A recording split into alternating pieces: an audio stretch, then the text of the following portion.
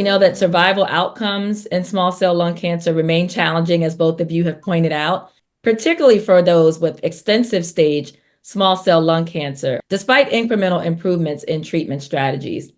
For your colleagues that are watching this program, what are some strategies and innovations that may offer improved survival outcomes? I'll start with you, Dr. Seetharamu. Having your group in place, identifying, the providers that are dedicated to this disease, making sure that our processes in place for from early diagnosis through the treatments and seeing multiple providers is in place, making sure that every treatment, there's a pathway attached to it. There's a protocol attached to it so that we're not scrambling last minute. Like Miss Sandy said, it's the same issue. It's a 3-day regimen. The first line, we want to make sure that, the treatment starts, we are open on Saturdays too. So, it has to be Monday through Thursdays. So, simple things as that may become very challenging. In patients with brain metastases, making sure that they see the providers also in a very timely fashion. Sometimes the urgency may not be realized by other providers because they're not used to just seeing small cell lung cancer patients, just making sure that is communicated with teams.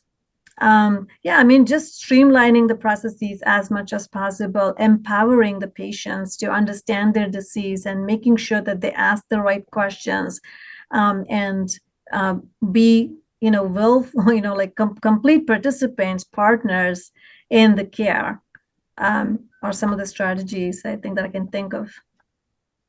Thank you, Dr. Seetharamu. Do you have anything you'd like to add, Ms. Sandy? I think looking ahead for clinical trials, new drugs, it's been really hard in small cell. We don't have nearly the advances that we've seen in non-small cell lung cancer as far as any targeted therapies. Dr. Seetharamu talked about this earlier, is that maybe we could figure out some of these different subgroups by looking at their pathology and seeing if some of them may respond differently to certain agents. I'm hopeful about some new drugs that are coming down in the pipeline. There is an anti-TIGIT agent combined with immunotherapy that looks, hopeful, that could produce some good outcomes. Combining immunotherapy drugs, combining them with chemotherapy, potentially down the line, we'll see some of these drugs that will get approvals in small cell lung cancer and improve some of our, progression-free survivals and hopefully overall survivals.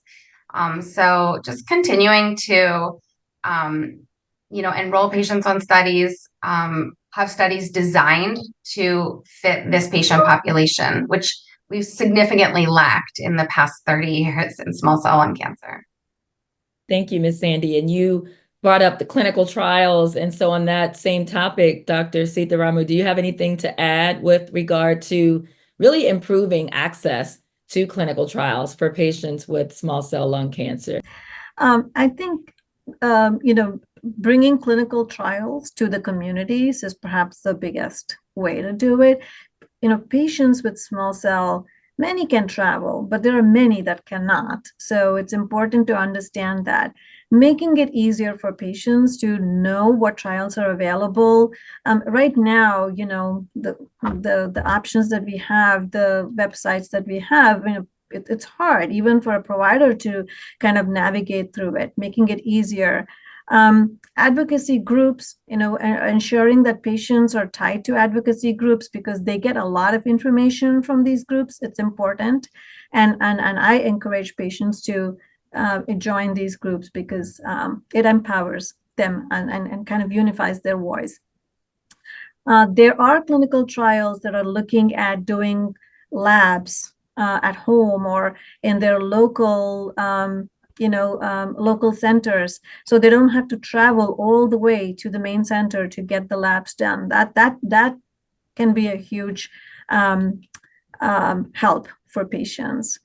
And again, making sure that clinical trials, when they're designed, they are adaptable to real world, and Ms. Sandy brought this up before. We don't want trials that only address, the cream of the, like just a small proportion of patients. It should be really viable for the larger community. I mean, these are some, I'm sure there are many other things that can be done, but I think this would be a good start.